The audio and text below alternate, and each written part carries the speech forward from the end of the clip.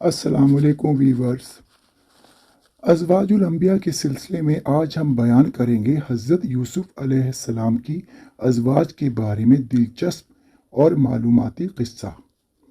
اس سے پہلے آپ سے درخواست ہے کہ اگر آپ کو ہماری یہ معلومات پسند آ رہی ہیں اور اس سے آپ کی معلومات میں اضافہ ہو رہا ہے تو اس چینل کام کی معلومات کو سبسکرائب ضرور کر دیں اور بیل بٹن کو بھی پریس کر دیں تاکہ ہماری معلوماتی ویڈیوز آپ کو فوری ملتی رہیں۔ اگر آپ چاہتے ہیں کہ آپ کو فلاں نبی کی ازواج کے بارے میں معلومات چاہیے تو کمنٹس میں لکھ دیں، ہم انشاءاللہ اس پر ویڈیو پہلے بنا لیں گے، ورنہ تو انشاءاللہ تمام نبیوں کی ازواج کے بارے میں ہم ویڈیوز ضرور بنائیں گے۔ اب بیان کرتے ہیں حضرت یوسف علیہ السلام کی ازواج کے بارے میں کہ وہ کون تھیں اور کتنی تھیں۔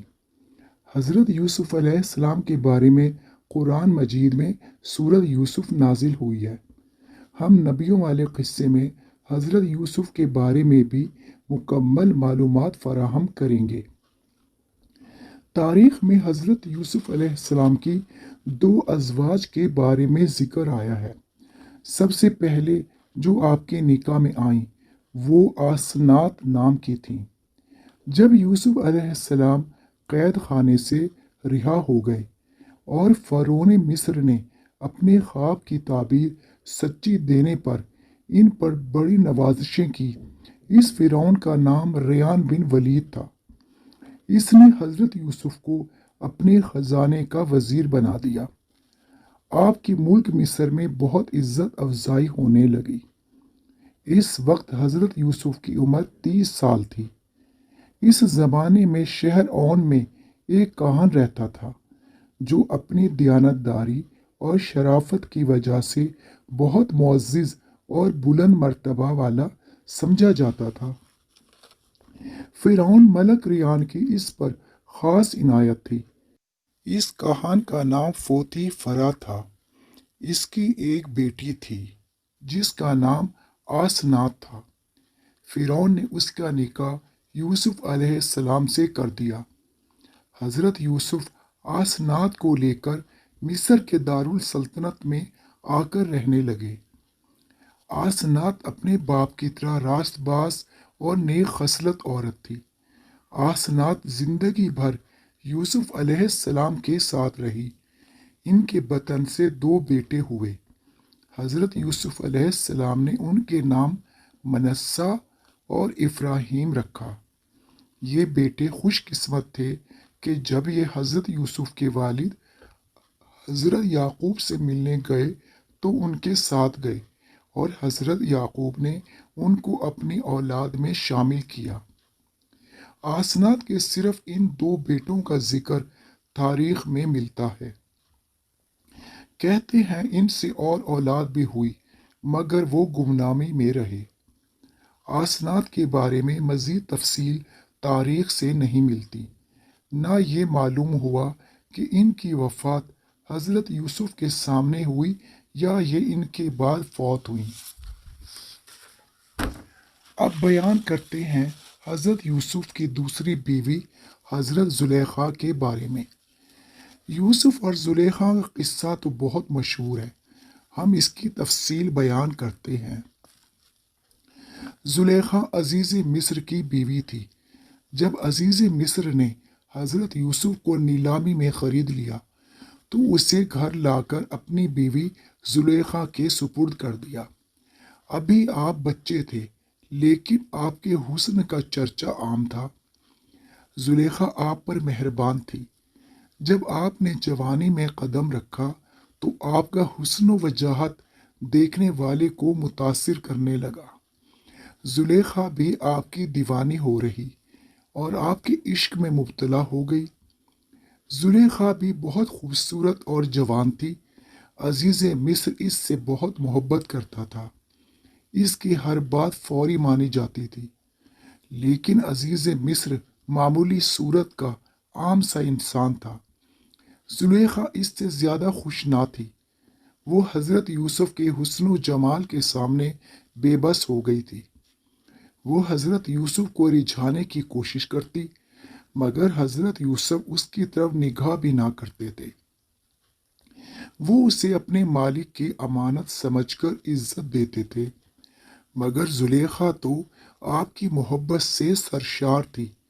ایک دن اس نے تنہائی میں حضرت یوسف کو بلایا اور تمام دروازے بند کر کے حضرت یوسف کو ورغلانا چاہا کہ وہ اس کا کہاں مانے، لیکن حضرت یوسف نے صاف انکار کیا اور کہا کہ میں اپنے مالک کی خیانت نہ کروں گا۔ زلیخا نے آپ کا دامن پکڑ کر کھینچا، مگر آپ دامن چھڑا کر بھاگے تو زلیخا آپ کے پیچھے دوڑی اور پیچھے سے آپ کا کرتا پکڑ کر روکنا چاہا، مگر کرتا پھٹ کر اس کے ہاتھ آ گیا۔ اسی حالت میں دونوں دوڑتے ہوئے باہر نکلے تو سامنے سے عزیز مصر کو آتا دیکھا۔ اس نے جب دونوں کو اس حالت میں دیکھا کہ یوسف علیہ السلام کی ٹوپی گر چکی ہے، بال پھیل چکے تھے اور کرتے کا دامن پھٹا ہوا تھا، یہی حالت زلیخا کی تھی۔ کھینچا تانی میں اس کے بھی بال بکھر چکے تھے۔ اس نے جب اپنے شوہر عزیز مصر کو دیکھا تو گھبرا گئی اور سارا الزام حضرت یوسف پر ڈال دیا کہ یہ برے ارادے سے مجھے یہاں لایا تھا اور مجھ پر دست درازی کر رہا تھا۔ جب میں چلائی تو یہ اپنا دامن میرے ہاتھ میں چھوڑ کر بھاگ نکلا۔ اس وقت تک کرتے کا پھٹا ہوا ٹکڑا زلیخا کے ہاتھ میں تھا۔ عزیز مصر نے حضرت یوسف کی طرف دیکھ کر پوچھا کہ کیا تم نے ایسا کیا؟ یوسف علیہ السلام نے کہا، یہ غلط بیانی کر رہی ہے، یہ خود مجھے للچائی ہوئی نظروں سے دیکھتی ہے اور مجھے ہر بار غلط فعل پر اکساتی ہے۔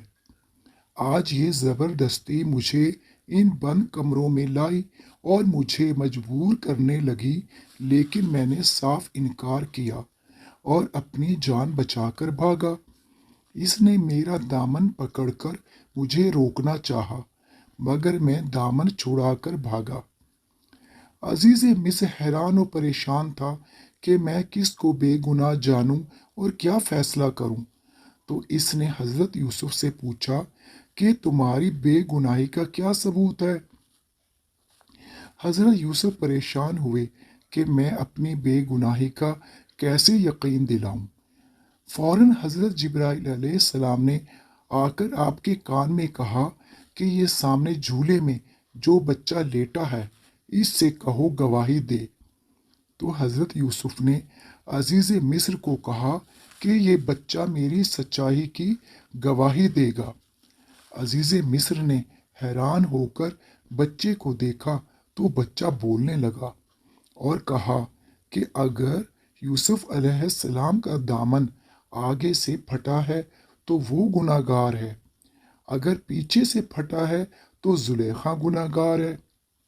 عزیز مصر نے دیکھا کہ دامن پیچھے سے پھٹا ہوا ہے اور اس کا ٹکڑا بھی زلیخا کے ہاتھ میں ہے، تو وہ سمجھ گیا کہ یہ ساری زلیخا کی چالاکی ہے۔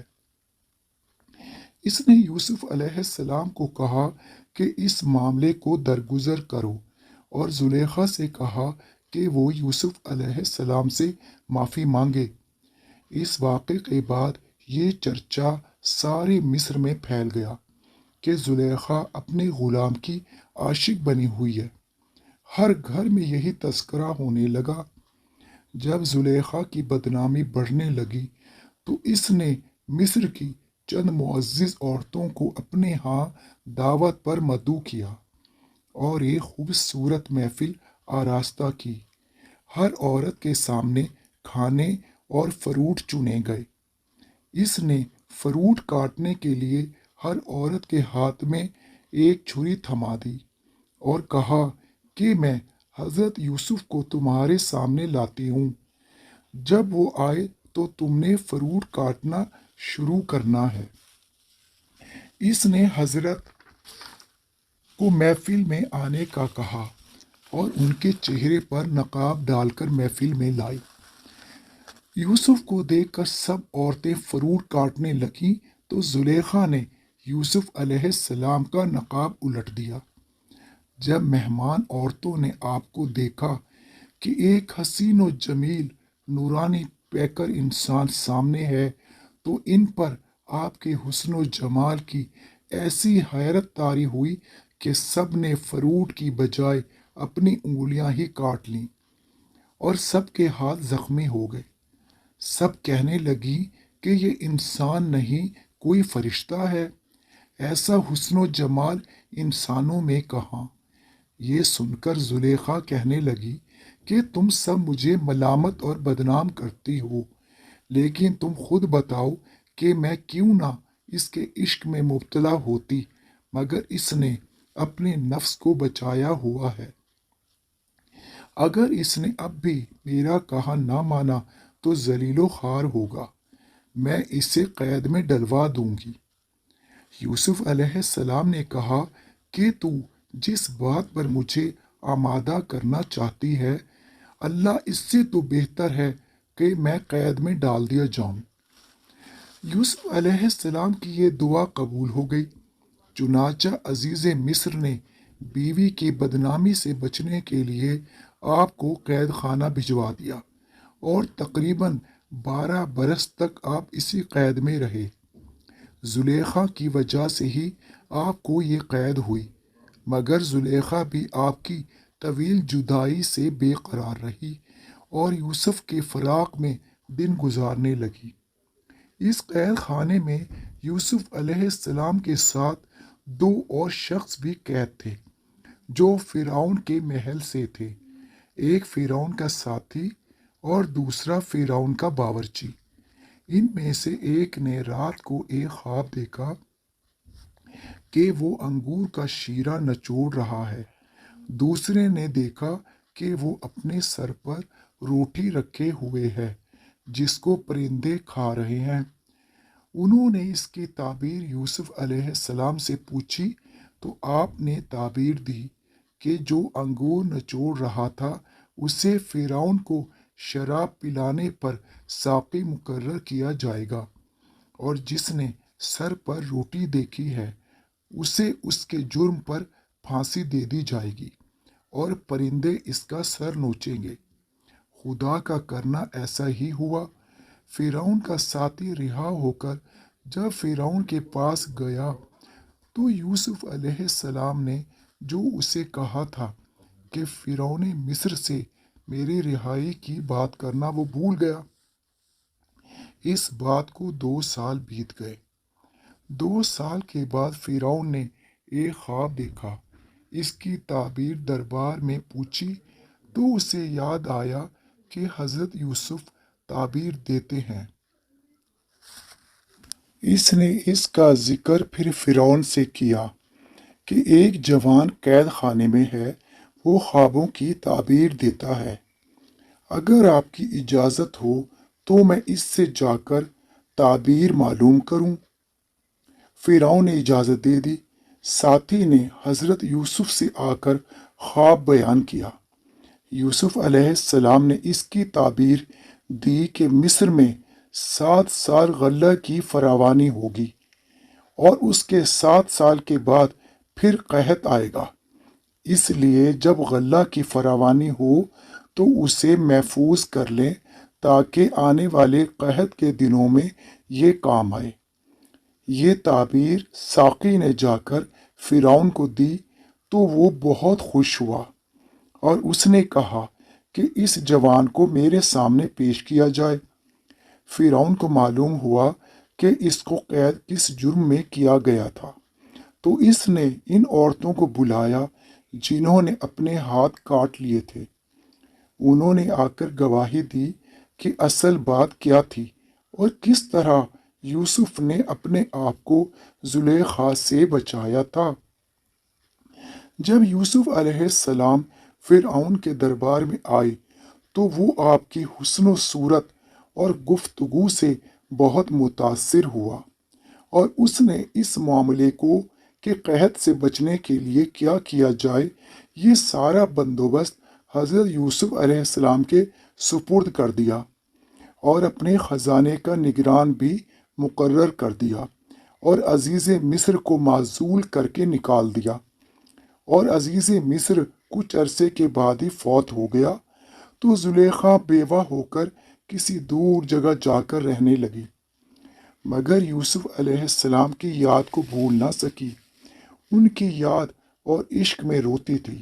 جو بھی آ کر یوسف کے بارے میں خبر دیتا، اسے مال و زر سے نوازتی تھی۔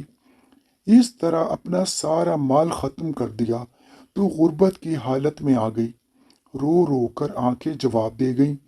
ایک دن اسے خبر ملی کہ یوسف علیہ السلام کو فرعون مصر کے بعد مصر کا بادشاہ بنا دیا گیا ہے، اور وہ آج اس علاقے سے گزریں گے۔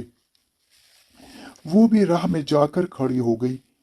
جب حضرت یوسف علیہ السلام وہاں سے گزرنے لگے تو اس نے آواز دی کہ یوسف میری بات سنو، میں زلیخا ہوں۔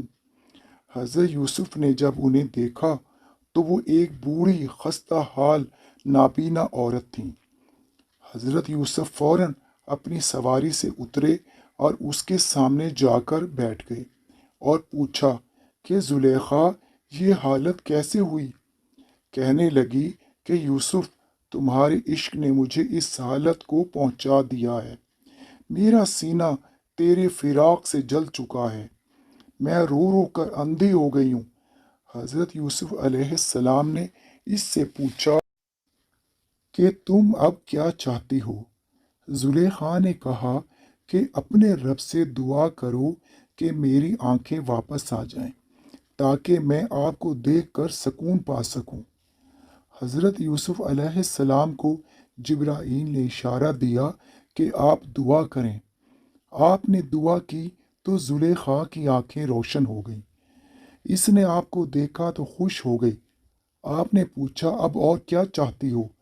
زلیخا نے کہا کہ میری آنکھیں تو آ گئی ہیں، اپنے رب سے دعا کرو کہ میرا حسن و جوانی بھی لوٹا دیں۔ آپ سر جھکا کر دعا کرنے لگے۔ کچھ دیر کے بعد زلیخا نے کہا کہ یوسف اٹھو، میری طرف دیکھو۔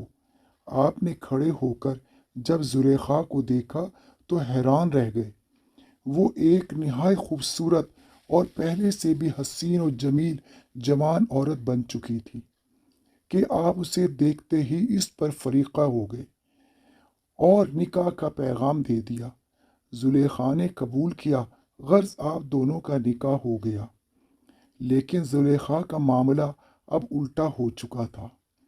حضرت یوسف اس کے قربت کے لیے ترستے اور وہ اپنے رب سے لو لگا بیٹھی۔ حضرت یوسف نے شکوہ کیا تو کہنے لگی کہ جب رب نے مجھے دوبارہ حسن و جوانی عطا کر دی اور یوسف عطا کر دیا، اب میں اس کی دیوانی ہوں، میں صرف اس کی طرف ہی رجوع کرتی رہوں گی اور عبادت میں مشغول رہی۔ حضرت یوسف علیہ السلام اور زلیخا سے بھی کئی بیٹے اور بیٹیاں پیدا ہوئیں۔ ان کے نام تاریخ میں نہیں ملتے، لیکن حضرت یوسف اور زلیخا کے نکاح کا ثبوت ملتا ہے۔ یہ دونوں ہمیشہ اکٹھے رہے۔ یہ تھا قصہ حضرت زلیخا علیہ السلام کا۔ امید ہے آپ کو پسند آیا ہوگا اور اس سے آپ کی معلومات میں اضافہ ہوا ہوگا۔ آئندہ بھی ہم انشاءاللہ اسی طرح کی اسلامی معلومات فراہم کرتے رہیں گے۔ اس لیے آپ سے پھر درخواست ہے کہ اس چینل کام کی معلومات کو سبسکرائب کر لیں اور بیل بٹن کو پریس کر کے آل بھی پریس کر دیں تاکہ ساری ویڈیوز آپ کو فوری ملتی رہیں۔ اللہ ہم سب کا حامی و ناصر ہو۔ والسلام۔